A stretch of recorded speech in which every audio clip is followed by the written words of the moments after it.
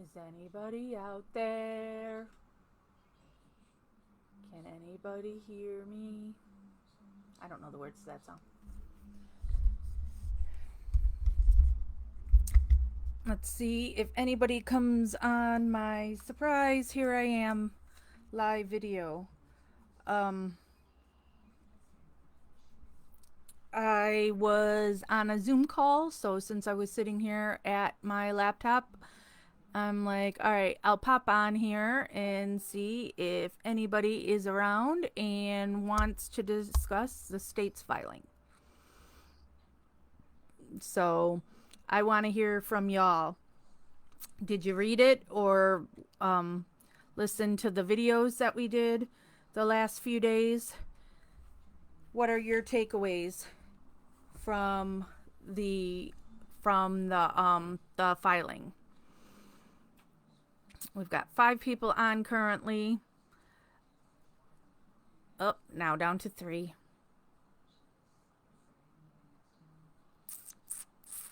So, don't know if people will pop on or if I should just schedule a time and see if then we get people who want to talk. But I just thought since I'm sitting here at my laptop, I would go on now. It doesn't look like there's anybody there.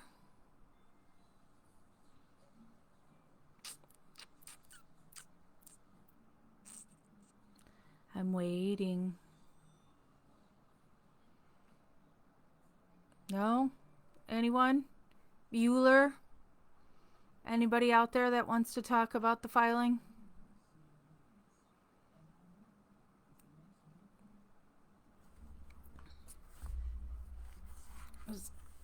If there isn't anybody right now, I'll end this. And then maybe I'll schedule a later time so people will know about it. And then we'll discuss. Because I've talked about it plenty since, you know what, it took me like 6 hours in videos to read the whole thing. So y'all have heard already what I've had to say on it. I want to hear your thoughts on the state's filing. Well, now I have a question mark. Yeah, I'm waiting to see if there's anybody who wants to talk about the state's filing. What are your thoughts on it? If not, I'll end this. Maybe schedule something to be in 3 hours and see if that gets anybody. Anyone? Bueller?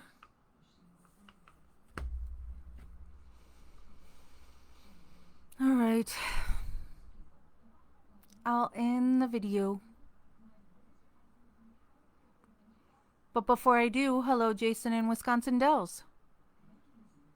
You should be getting people up there now, huh? Now that today a lot of stuff is opening up even more.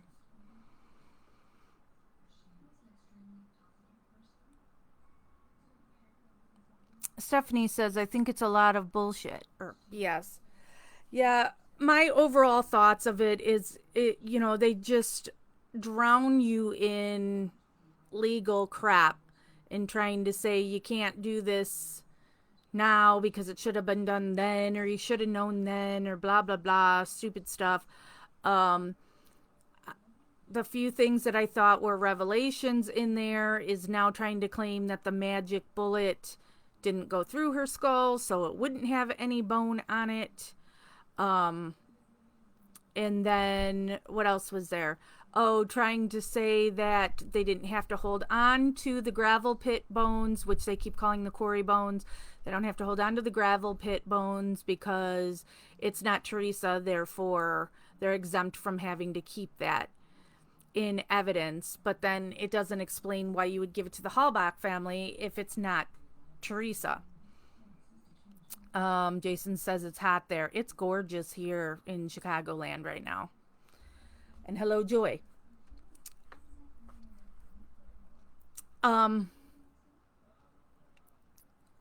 What else was there? There were a few things in there. And it's hard because I was, reading it and going, I should have taken notes so I could remember what the highlights were. Oh, Pam's power just went out, so nothing to do. I was on a Zoom call and my internet went out, but then it came back. So, but I don't have a storm. It's gorgeous here. It's finally cooled off. It's windy, but that's good too. So it doesn't feel nearly as hot. So we've got June 11th is when Kathleen's response is scheduled to be back by.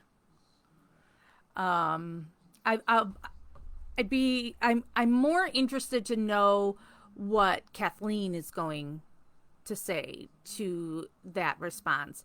And yes, Pam, I would love to hear from the Hallbox. I do not understand why you would then accept bones at a funeral home if they're not Teresa. I don't want some weird bones. Why would you want some bones that isn't your family member? That makes no sense. And it's also just a lot of bullshit. So, and they're not getting into the agreement was you were supposed to turn that stuff over to Steven, like the RAV4. They're still ignoring the RAV4. Well, they're claiming that they only wanted specific things in the RAV4. I don't know. They're trying to play semantics. And why don't you give Kathleen the RAV4? But no. So since you want to keep coming up with excuses and not letting the defense test the things, it just shines more guilt on the side of the state. Melissa says, did the parents know they weren't Teresa? That's bizarre. I forgot this part. Exactly. We don't know. Because the Hallbacks don't talk. But we do know that the bones were sent to a funeral home and Karen Hallbach's signature is on it as accepting them into her custody. Stephanie says, I wonder if when all this is said and done and they are released, you think they will be compensated. My heart hurts so much for Steve and Brendan and their family. Well, it depends how they're released. Because, like, if Brendan right now, his only chance of release is if the judge gives him clemency, which that doesn't mean you're innocent. So you can't sue for your wrongful conviction on that. But there'll be plenty of opportunities that they could charge money for interviews or, books and all that kind of thing. But then you've got the Hallback thing when they try to sue them for damages. So, but they do have money that Netflix has sitting for them. They, first Making a Murderer, they only made $5,000 each, but the second Making a Murderer, they get a percentage, and they don't get that until release. So they will have some money. Christopher says, I wonder if Kathleen is going to request an extension. There's so much of the state's lies to go through in those 130 pages, and for her to have enough time to give a proper response to all that they addressed just seems like she will need more time, and June 11th is coming really quickly. Yeah, and she's got other cases, because I advocate for 2 other cases that her office handles, which is Kent Pellegrini and then Melissa Kaluzinski. So, and there is stuff going on in both of those cases right now. And then I don't know about all the other ones she does. So, she does have a lot on her plate. So I could see her filing at least one extension. Jane says, I think the RAV is gone like the bones. And so does Pam. Yeah. They had to get rid of it. Why would they keep it then? If it's okay for them to get rid of the gravel pit bones, why wouldn't it be okay to get rid of the car? Because they'll say, well, you didn't request to see such and such. You only requested to test blood, which blood was on a cotton swab or whatever it was that they have in a lab, so you don't need the physical car to look at the blood. It's just, it's obvious that the state is doing everything it can to cover this case. Jane says it was a newer car for her. Does the loan company just take a hit on it? I'm not sure how that all works. Because also like the trailer that Rowley, however you pronounce that, they trash it. And they don't compensate you for that. That they rip apart your property, literally take out pipes and such. They ripped paneling off the walls and carpeting, and Raleigh's just left with this trash trailer that you can't do anything with. So I don't know what happens with a car loan. Never thought about that. Christopher says, what happens if we find out that the RAV4 is truly gone? When Kathleen uncovers this, why wouldn't it be okay if she hasn't already? How on earth could this state rebut this? I don't understand any of it. They should have the RAV4. A defendant should be able to have their own experts look at all the evidence that's being used against them. Right? Wouldn't that be a fair trial? It's just so suspicious to me that you don't allow her to see that RAV4. Why? What does it hurt? And everything that Kathleen does, it's at hers or Stephen's, however you want to word it, expense. So the state can't try to say this is an undue financial hardship on us. They're not paying for those experts. Isn't that a fair trial? I would want a fair trial. I would want it so there's no mistakes for anything to be overturned if it is, for my family member.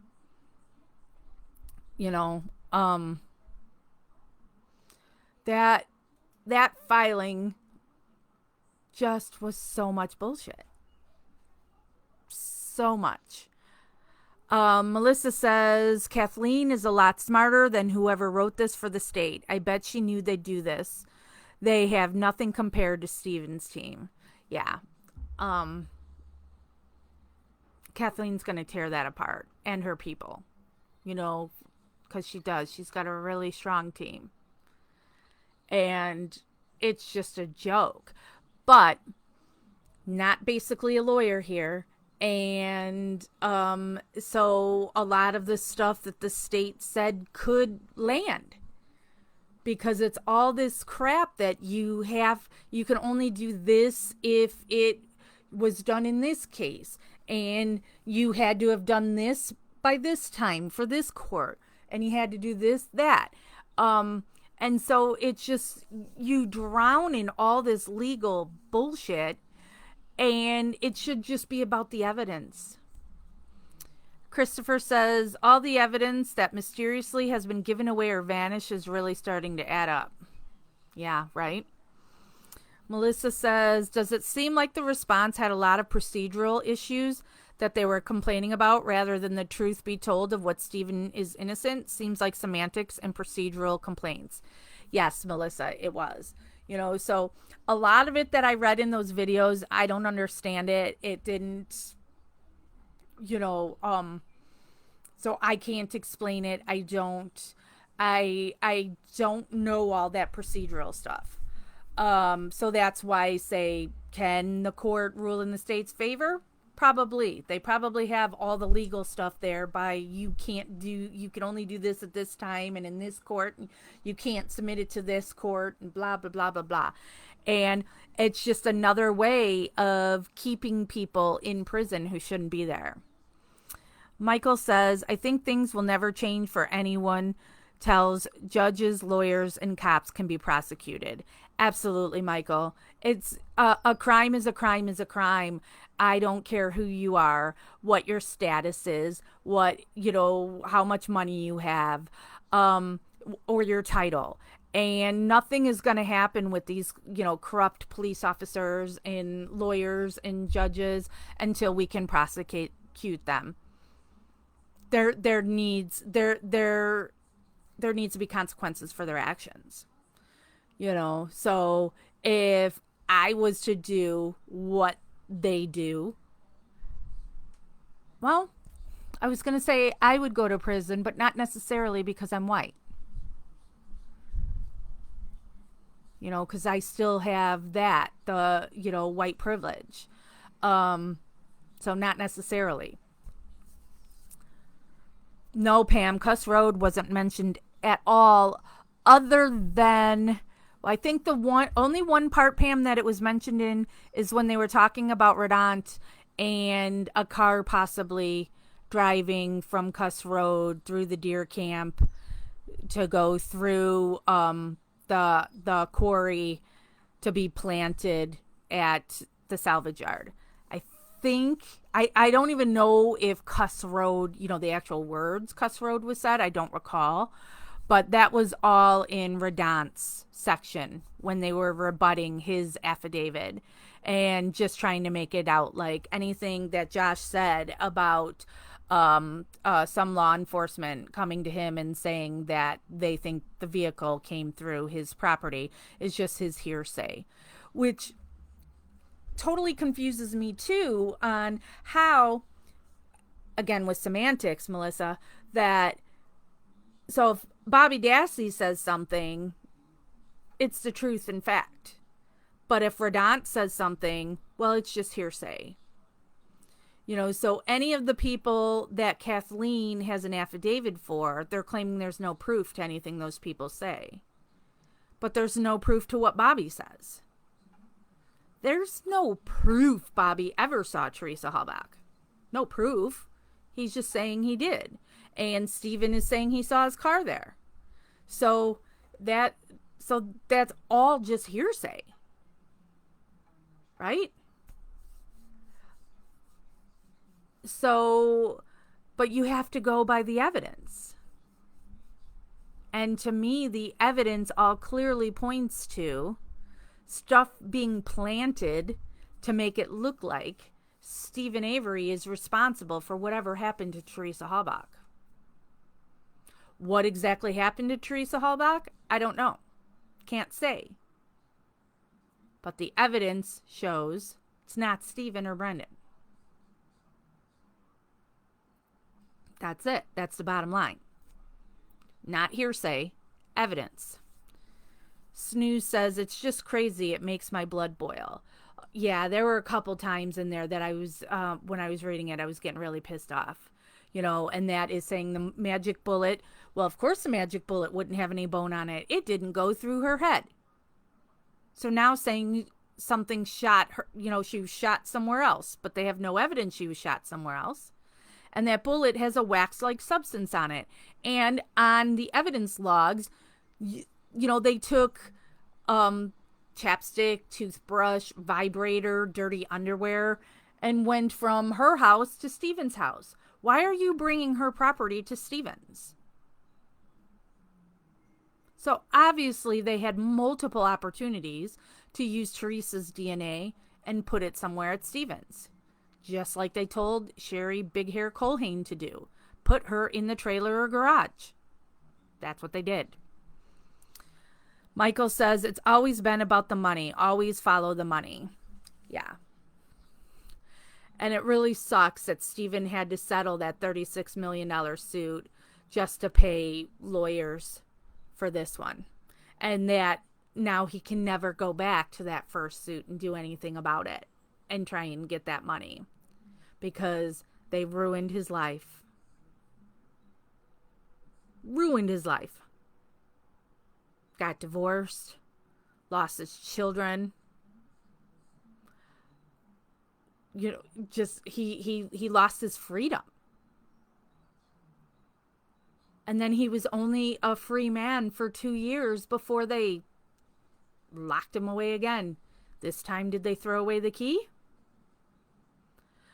Hopefully not, since he's got Kathleen Zellner. So sad. Pam says they believe Bobby on everything except that Teresa left that day.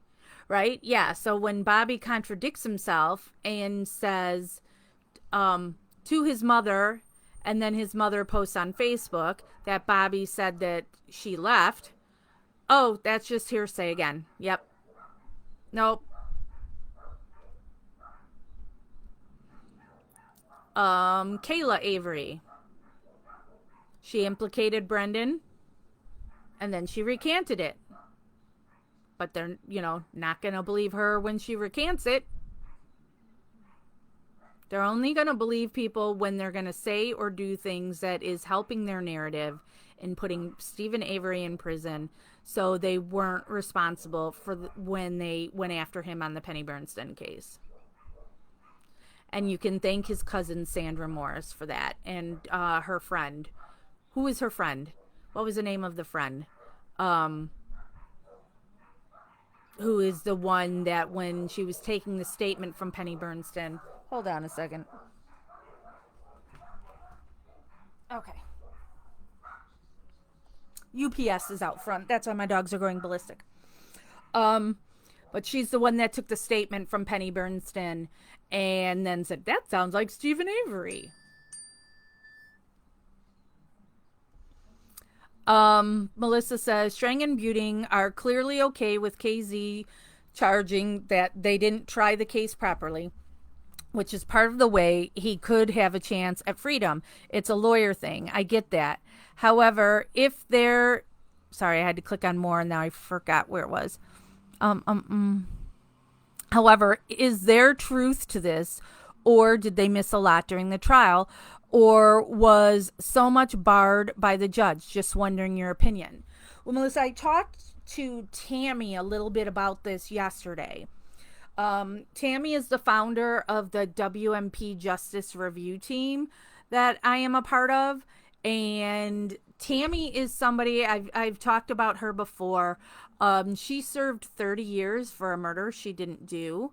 It was, there were a bunch of people and somebody got shot and killed. And so everybody was charged as the murderer that was there. And so, so Tammy is somebody who served 30 years, lost 30 years of her life. And while she was in prison, she did everything in studying the law and taking classes and helping other inmates with their cases. She's been out going on 4 years now. And, this woman who walks out of prison with nothing, and she's got the stigma of murderer, she's devoting her time in trying to help others. And so I have complete faith and trust in her opinions on the legal system. And she told me the ineffective assistance of counsel thing is a tough one. So not sure it, and it's something that all cases use when you're trying to get something overturned. So, lawyers don't take offense to it because it's expected when, people are trying to get it overturned. But Tammy says this is a hard one to, ineffective assistance counsel. That's a hard, you need more. You're not going to get released just on ineffective assistance. But when I used to talk to Stephen, one of the things that he told me that has always stood out to me was he had told Jerry Buting to get Bobby's computer. And he didn't do it. And then like the next day or within a couple of days, the state then went and got the computer. Now we know now because of Kratz's tweet where he shared the video of them watching Buting on a lawyer visit with Stephen, which you're not allowed to record lawyer visits or watch lawyer visits or listen to lawyer phone calls. So I don't get why nothing happens to that he literally put it on Twitter and nothing is happening to him. Oh yeah, that's because he's white. But anyway, so Stephen blames Buting on lots of things because he says he would tell Buting to do this, that, or the other, and they didn't do it. So it's clear when you look at all these things that they made some big major mistakes. They should have had experts. They shouldn't take Kratz at his word that, oh, this isn't Brendan's computer or this is Brendan's computer and there's nothing of note on it. And so then you just put it on the record of, yep, nope, we don't care about this. Why are you listening to the state? Especially after, like, you see the press conference Kratz did. So they made big, huge mistakes. I don't think, I know there's conspiracy theorist people. Hello, Cindy. Conspiracy theorist people who like think Kratz or not Kratz, Buting is part of trying to put Stephen away. I don't believe that for a second. And I actually talked to Buting in person about this. I told him Stephen hated him and why, and I told him of the accusations about him, like claiming he had a connection to that Peg Lagenschlager, or however you say her name. And he vehemently denies it all, and I believe him.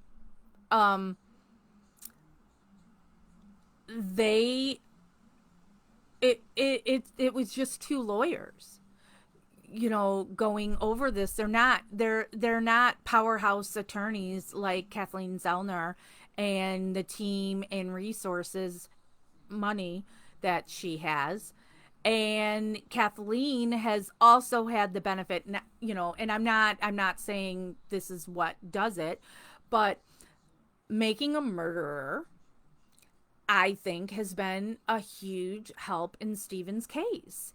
So everything, so all the Redditors that have been investigating, all of you here and, Carol Ann Fitzgerald and all those others that we know who have sent Kathleen things that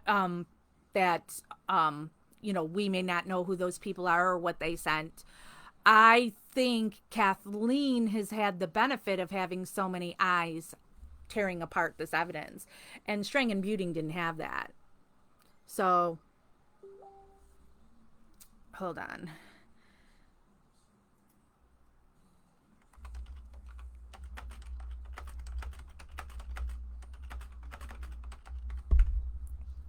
Okay, because I need Jeff to make me a sign for something that I'm going to tomorrow, so I have to answer that. Colin says, what's your top 3 problems with the state's response? I.e., where have they made the biggest mistakes? Well, Colin, I can't say mistakes legally because I don't know. I don't know our legal system. All right, I may have to end this because he needs me to type a whole bunch of names. Or okay.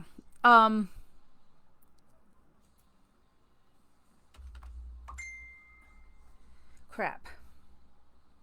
So I'm gonna have to type out those names. So I'm gonna Colin, I'm gonna answer your question and then I'm gonna go and type this up so Jeff can make my sign because he's not at work that long today, so I have to get it to him so he has time.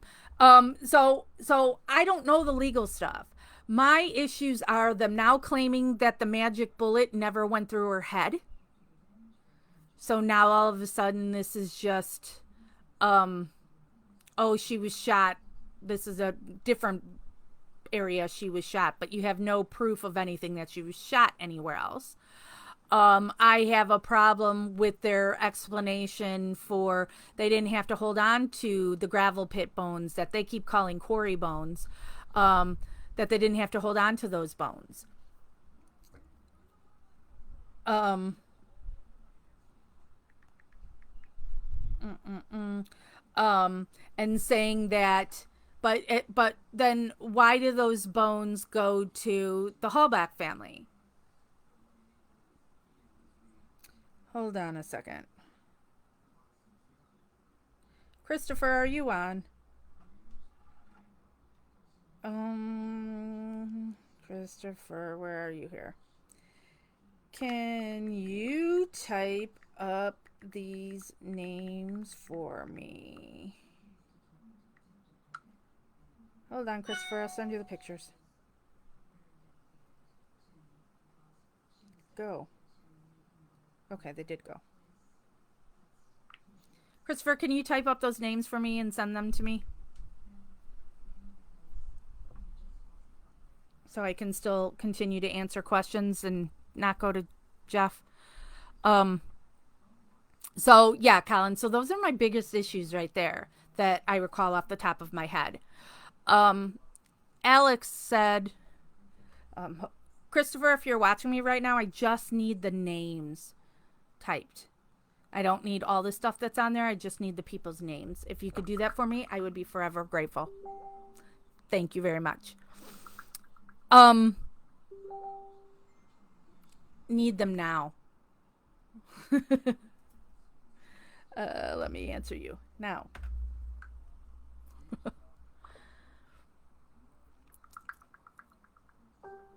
If you can. Sorry. Sorry. Squirrel. Trying to multitask. Alex says, I had no idea about it at all until watching Making a Murderer, so I agree. It has done. Okay. Thank you, Christopher. So I agree. It has done a great deal. I don't blame his old lawyers either. I think they did what they could with what information or permission they had. With hindsight, maybe more could be done, yes, but it's not their fault. He is in there. It's the state and whichever a-holes did the crime. I agree. Lynn says Strang and Buting didn't have all these years to go over and search all the information. The defense didn't stand a chance. I agree. Oh, and Sydney says the RAV not letting Kathleen have access to it. Yeah, that was a big thing too, of them now trying to claim that the agreement wasn't to give her access to the RAV, that she just wanted blood from the RAV, and that it was never agreed that they were going to be able to check all the different spots in the car that anybody with half a brain would have looked at, like the inside hood release. You know, they only looked at the hood latch out, the hood latch. They didn't do the hood release that's in your car. You would check that for DNA, wouldn't you? Lynn says, giving bones that are admitting they can't or didn't confirm to be Teresa to her family is startling. Yeah, it just really, really stands out to me. And I don't understand the Hallback family. I defend them with everybody grieves differently and everybody is raised differently. There are people we're not going to show emotion in public. And, there's people who have been raised with suck it up, don't cry. So just because you don't see her like sobbing in public, it doesn't mean she doesn't love and miss her daughter. But I would want the truth. And when you're hearing now, so I'm sure when they gave her the bones back in 2011, they told her, here's the rest of Teresa. So I don't blame her for taking the bones and burying them, or whatever they did with the bones. I don't blame her for that. But when you hear now they're saying, well, that wasn't Teresa, so it's okay, we gave it to you.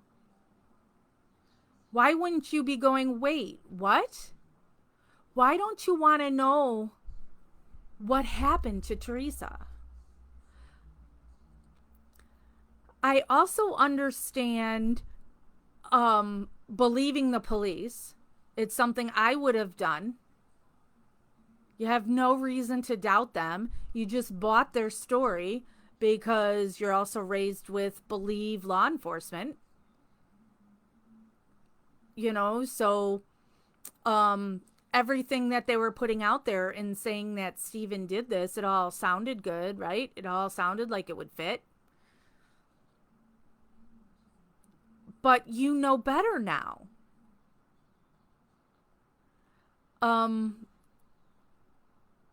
So why aren't you questioning that?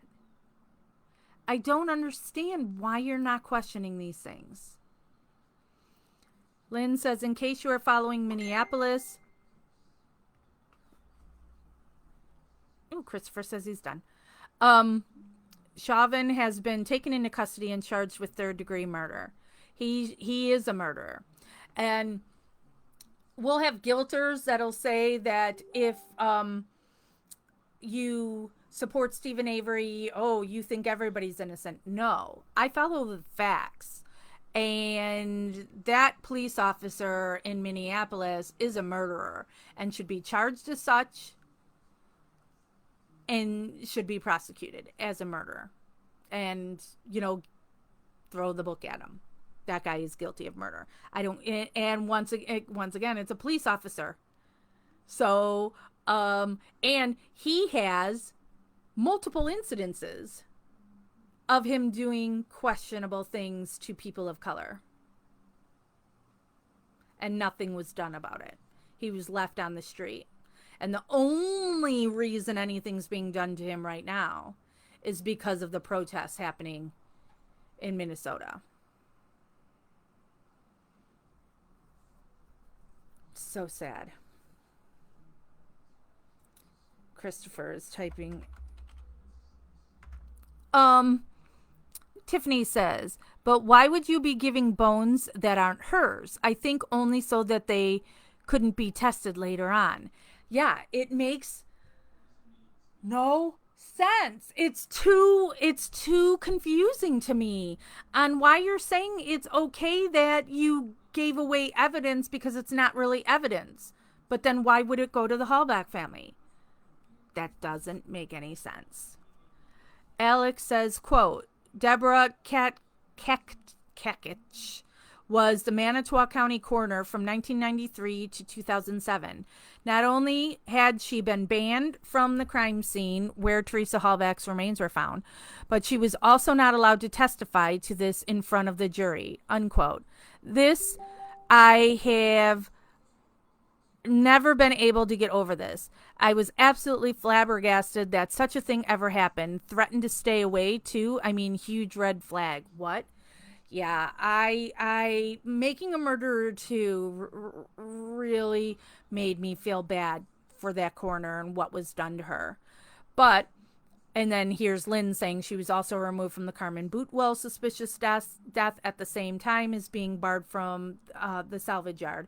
And she was also involved in the Ricky Hochstetler case. So,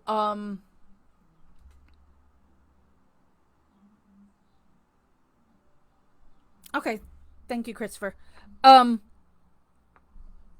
So it's another, yes, like you say, huge red flag pointing to the corruption. They knew that she would speak the truth. So they have to keep her away from whatever crime scenes that they're going to be fixing.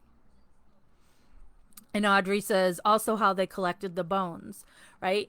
Oh, they weren't able to take any pictures. And they were afraid of Bear, who was chained. Thank you, Christopher.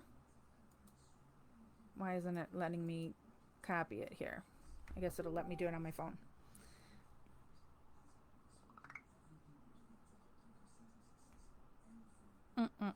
Thank you, Christopher. I'm sending to Jeff now.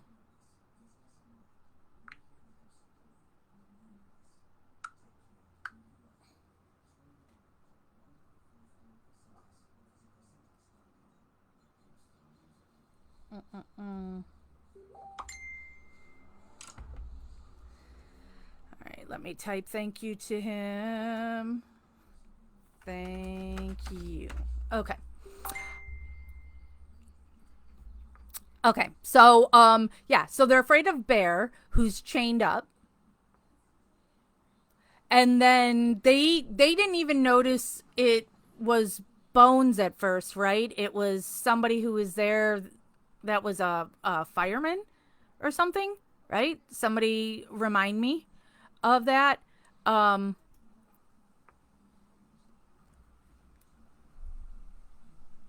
how many times did they search the trailer until they found the key? How many times had they searched the garage, and how many months had gone by until they found the magic bullet? The magic bullet that they're claiming now never went through her head, but went through somewhere else in her body. And that's what the DNA that's there with wax like substance is on the bullet. But that also has red paint on it. And Raleigh Johnson has testified that he was shot towards the garage all the time. And we saw Kathleen reenact that of shooting at the garage. Tiffany says, so ridiculous. You photograph all evidence and where it came from. Yeah, you are not to pick anything up until it's been photographed. That's just protocol. So you weren't able to take a picture of that. Then also the bullshit of Manitowoc County Sheriff's Department. Not just Manitowoc County Sheriff's Department. The exact defendants involved in Stephen's then current case doing all the searching and being the ones that find the evidence. Nobody else was able to find it that was in there. Just lank.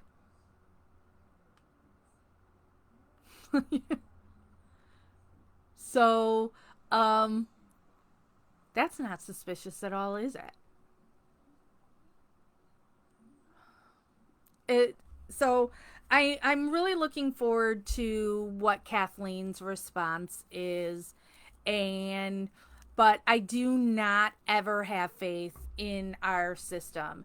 So I expect it to be denied, but I hope it's not. I hope the court rules in his favor, but I never expect them to. Because look at what they do. Audrey says they called the right people to ask to use their equipment. Yeah, right. Oh, but see, and then when they say that Manitowoc was only going to be used for equipment, then why are the guys there? And why is, and I've posted this before, the pictures are here. Maybe I'll find them and post them again. But when you look at the crime scene log, the checking in and out, why are Scott Blodorn, Ryan Hilgas, and Michael Halbach in and out of the salvage yard? And then there's times that they didn't sign in, but they did sign out, or vice versa. I don't recall. It's been a long time since I've thought of that. But why are they in and out of the crime scene?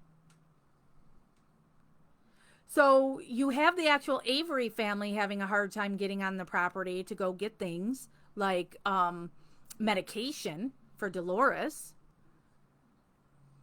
But you have Michael Halbach, Scott Blodorn, and Ryan Hilgas in and out of the salvage yard multiple days. Why are they there? Isn't that a problem? Well, Colin, I appreciate you guys here. I was sitting here talking to myself early on, so I'm glad to have a few of you here. Debbie says, so Brendan's story doesn't match the narrative anymore. Brendan's story is their narrative. It's what they fed him to say. They needed Brendan to say she was shot because they now had planted a bullet. So that's what they need. And Brendan didn't get it. What'd you do to her head? Punched her, cut her hair, slit her throat. All right, I'm just going to come out and say this. Who shot her in the head? Stephen. As anybody would do. Then if you're there and you know they're going after the two of you, you're going to instantly, well, me, must have been the other one. It's not me. I didn't do it. And he thought he was going back to school. So, and in that awful Michael O'Kelly bullshit, where Michael O'Kelly is the one that went to Teresa Hallback's church and put up these blue ribbons to take pictures of it and lay them out in front of Brendan to try and make him feel bad. And then the first thing he has to fill out on this form is check one of these boxes. Are you sorry for what you did, or are you not sorry for what you did? No, I didn't do this. And he's supposed to be working for Brendan. Brendan's defense attorney is who he works for. But his defense attorney, Len Kaczynski, was working for the state. And so he was the one saying, here, draw this, put this up in this corner, and do this and do that. None of it was Brendan. Don't give me the bullshit that, oh, he said these things on other times that were in, since they had taken Brendan how many times to interrogate him, but they didn't record all of them. So, oh no, he said this stuff first. No, he didn't. Because if he had said it first when they were saying, what did you do to her head? He would know. The answer is this. Stephen shot her in the head. He didn't know. So he didn't say that. Debbie says Brendan just wanted to get back to class and later watch wrestling. Yeah, he wanted to watch WrestleMania. And Brendan was a sweet kid. All right. And yes, he's impressionable. But do you really think this kid who, all right, this is me just assuming he was a virgin, is going to be able to rape a woman for his first time with his uncle watching? Do you think his parts are going to be able to work to do that?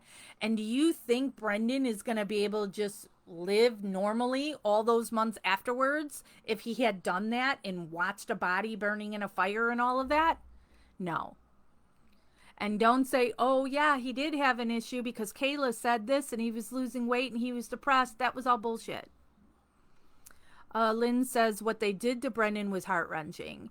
The first time I watched Making a Murderer, that is the point that I flipped the fuck out. And my son was 20 at the time that I watched that, I think. And my son does not have any emotional or intelligence issues, or however you want to word it. But I'm still immediately telling him, okay, if you're questioned by the police for any reason, you say nothing. Lawyer. That's all you say.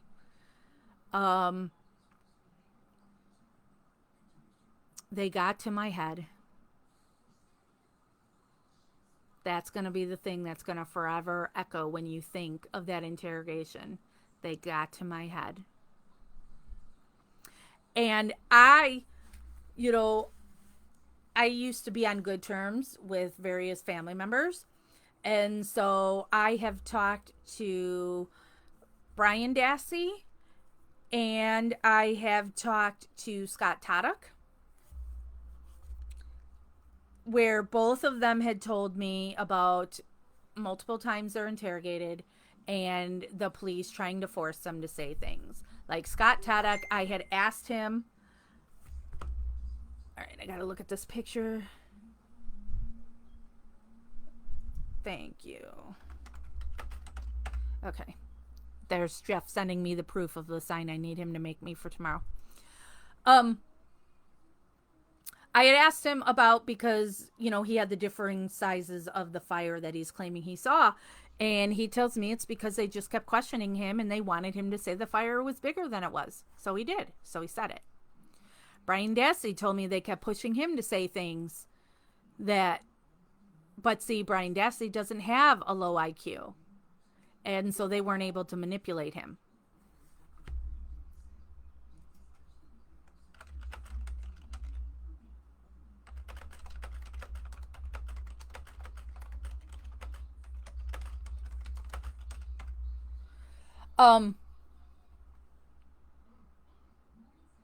So Brian wasn't manipulated. Jennifer says, it just cracked me up that they kept saying, quote, that would have resulted in a different outcome by the jury, unquote. How do they know how a new jury would rule? Just shows how corrupt they are and how corrupt they are. What they really mean is, quote, a new jury will find us out and free him, unquote. Let me answer Jeff. Sorry, I'm getting distracted here. Yeah, because Stephen's jury, that's another thing with this huge injustice.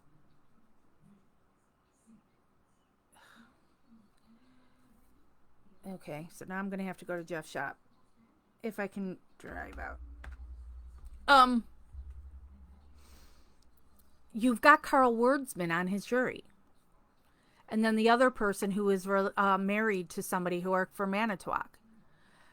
So Stephen could have only hoped for a mistrial. For all the other juries to say not guilty, but Carl Wordsman, there is no way he was ever going to say not guilty.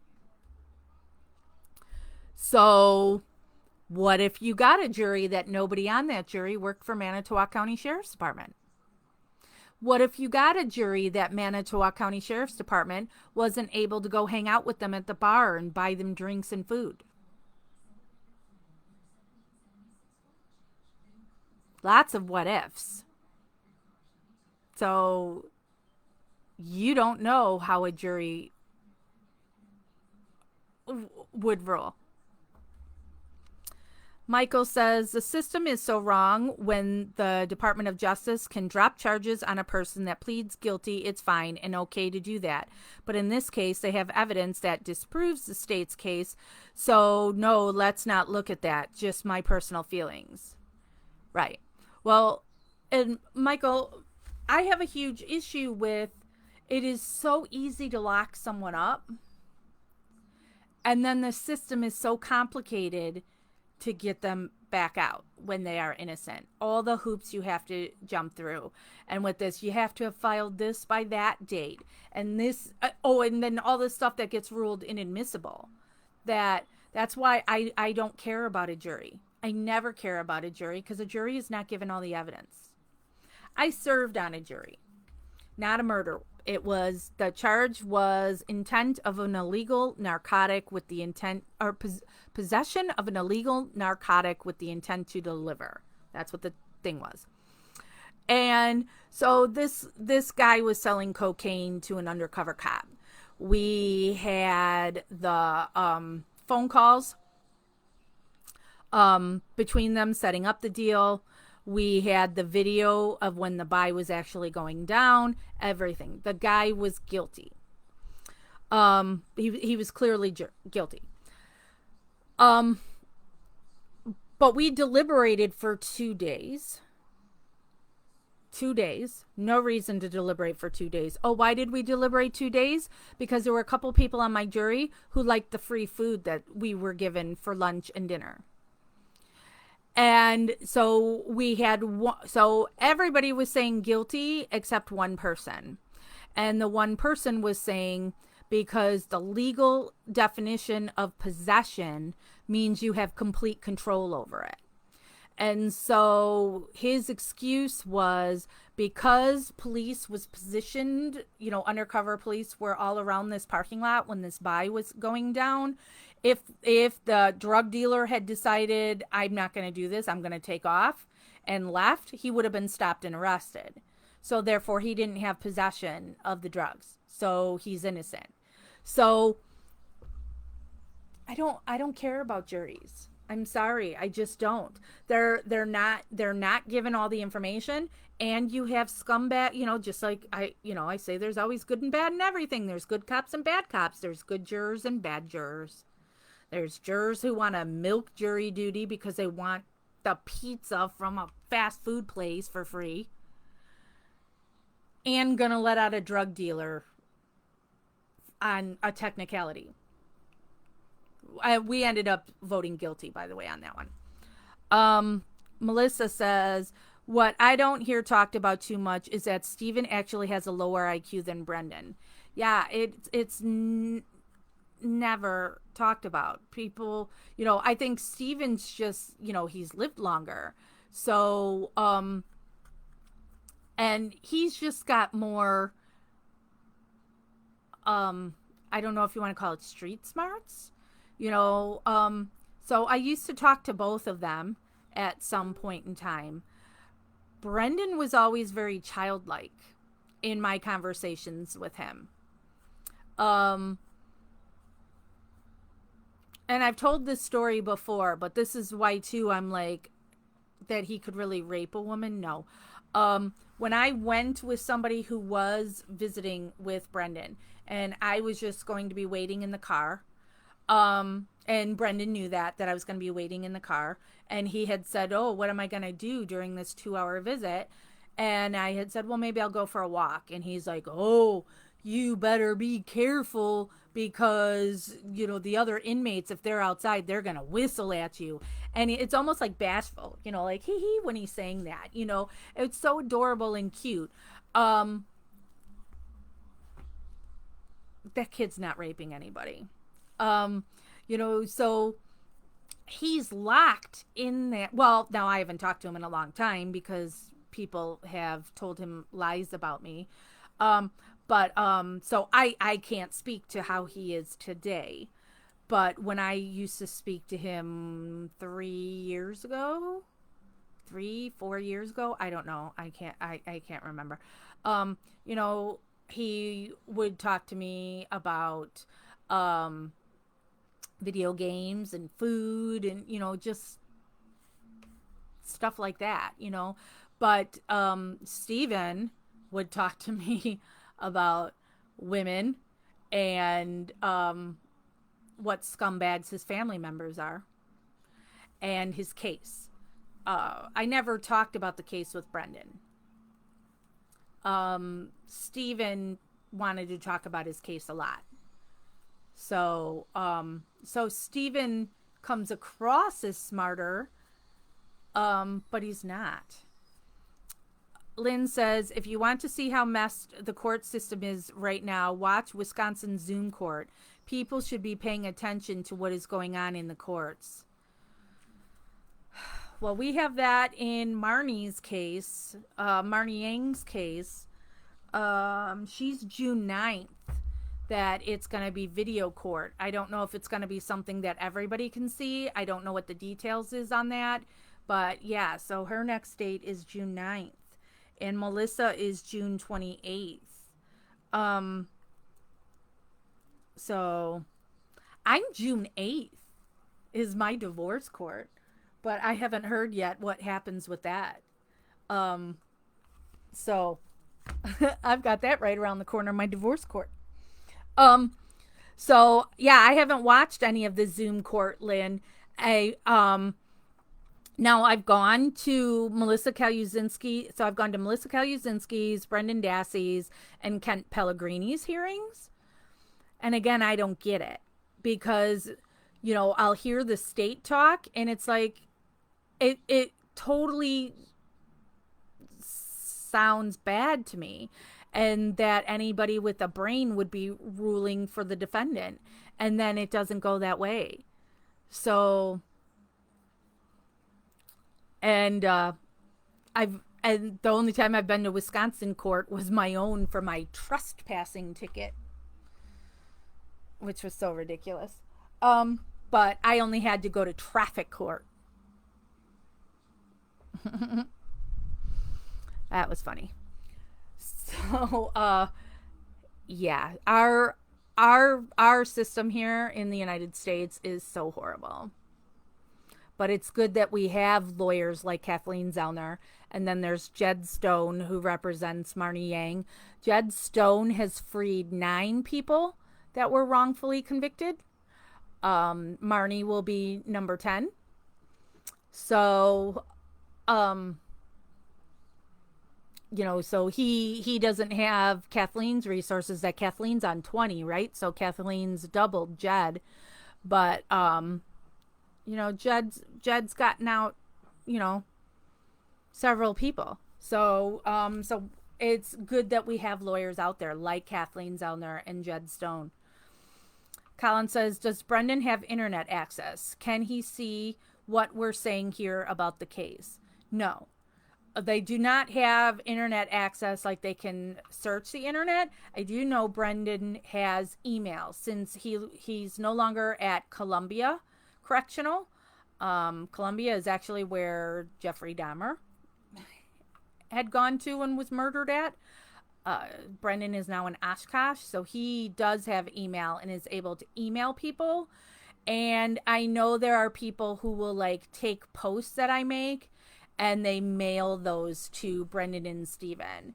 But they doctor it up a little bit to make it look like I'm saying stuff that I'm not, to get them mad at me. So, you know, Steven and Brendan actually both hate me currently, due to, you know, rabid fans that want to make sure that they don't like me.